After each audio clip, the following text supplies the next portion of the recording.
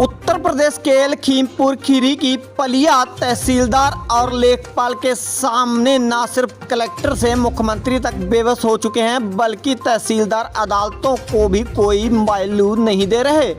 जी हां, सही सुना आपने। मामला लखीमपुर जिले की पलिया तहसील के गांव चंदन चौकी का है। दरअसल वोट की राजनीति के चलते कई दशक पहले सरकारों ने पलिया के कई गाँव को नवीन भर्ती में दर्ज कर दिया था।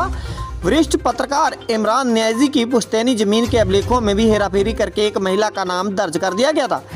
इस 420 का मामला थाना निघासन में दर्ज हुआ। साथ ही एसडीएम की अदालत में भी यह मुकदमा चलाया गया।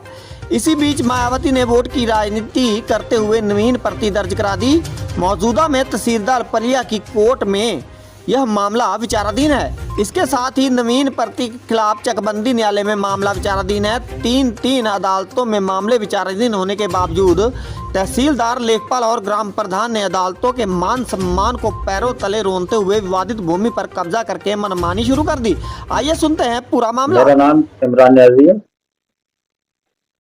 और बरेली में रहता हूँ। टीवी में मामला यह है कि ये जमीन कुछ लोगों ने बहुत पहले कब्जा कर ली थी और उसका मामला उन्होंने फर्जी तरीके से नाम दर्ज करा दिया था खतौनी में।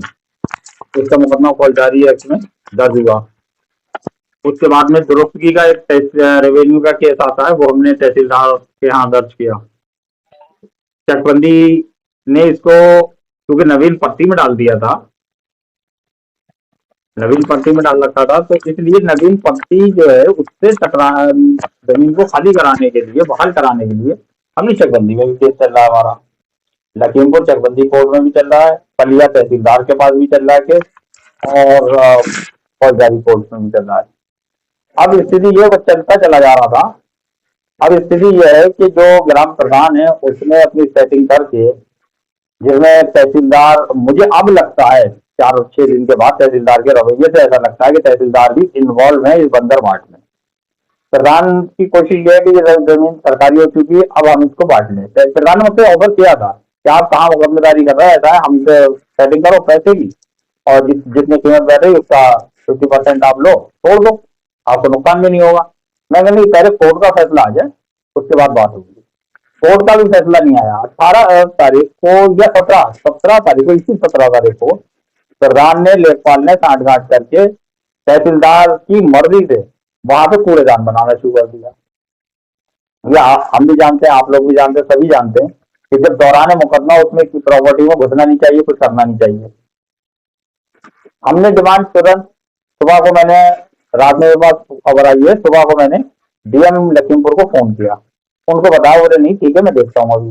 उन्होंने कहा एसडीएम से बात की, मैंने कहा एसडीएम फोन नहीं उठा रहे हैं, बता दिया। उसके बाद मैंने तहसीलदार को फोन किया, मैडम ठीक है मैं दिखवाती हूँ, पूरी बात उनको बताई।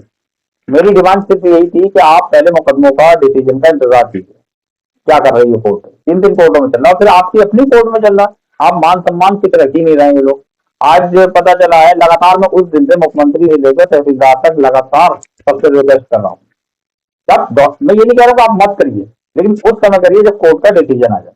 किसी एक कोर्ट का तो आ जाए, आपकी अपनी कोर्ट में भी है, लेकिन तहसीलदार के काम तले भी नहीं रहे। यहाँ से मैंने मुख्यमंत्री तक को फैक्स से, ईमेल से, ट्विटर से सभी को इन्फॉर्म किया, लेकिन कोई भी कुछ सुनने को तैयार नहीं है।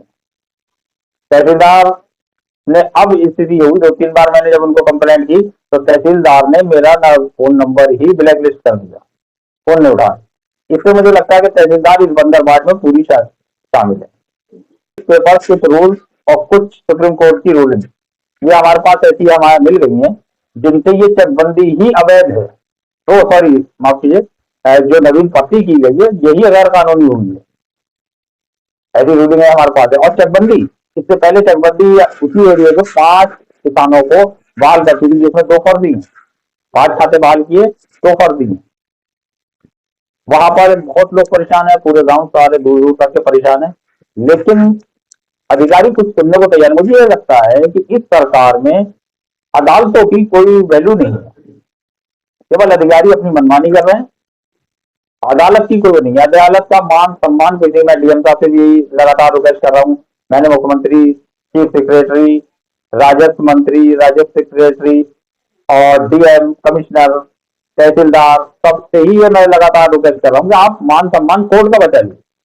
जो कोर्ट में मुकदमा चल रहा है तो द्वारा विचाराधीन मुकदमे में आप ये क्यों कर रहे हैं? लगभग 2.5 साल पहले जो जिसने पहले कब्जा किया था उसने आके इसमें सुरक्षा की भी लड़ाई झगड़ों की नौबत आई थी, तब मुकदमा मामला थाने गया था। थाने को उसने अपने उसमें ले लिया था। उसके बाद तहसीलदार जो थे तत्कालीन वो वहां पहुंचे और पहुंचने के बाद में उन्होंने सारी बात सुनी, उसकी भी सुनी, हमारी भी सुनी। उसके बाद तहसीलदार ने कहा कि आपका जो कोर्ट में केस चल रहा है तो आप कोर्ट के आर्डर का सम्मान करते हुए आप लोग कोर्ट के डिसीजन का इंतजार करो। और दोनों ही पार्टी आप केस में नहीं आएंगी। पुलिस को आदेश कर दिया कि आप इन दोनों पार्टियों को अंदर ना आने दें केस में। उस समय मेरी 33 बीघे जगह में गन्ना खड़ा था तो मेरा पूरा सड़ गया। 3-4 फसलें में धान गेहूं सब बर्बाद हो गई। मतलब हो नहीं पाया हम, क्योंकि हमें कोर्ट का सम्मान करना था, तहसीलदार के आदेश का सम्मान करना था। हमने तहसीलदार के आदेश का पूरी तरीके से अनुपालन किया। अब आप क्या चाहते हैं? अब ये चाहते हैं कि ये जितनी भी कार्रवाई ये कर रहे हैं उस पर कब्जा कर रहे हैं, इसको रोके को अधिकारी, खासतौर से जिलाधिकारी जी इसको रोकें और रोकने के बाद कोर्ट का इंतजार करें। 3 कोर्टों में मुकदमा, तीनों में से किसी एक का तो डिसीजन आ जाए। सबसे बड़ी बात यह है, मैं आपको बता दूं मेन पॉइंट, तहसीलदार की खुद की अदालत में मुकदमा सुनवाई चल रही है, उसके बावजूद तहसीलदार खुद मजिस्ट्रेट है। तहसीलदार खुद मजिस्ट्रेट है, मुकदमा सुनती है। डीएम साहब खुद मजिस्ट्रेट है, मुकदमे सुनते हैं। उसके बावजूद भी ये कोर्ट का सम्मान भी नहीं बचा हुआ है।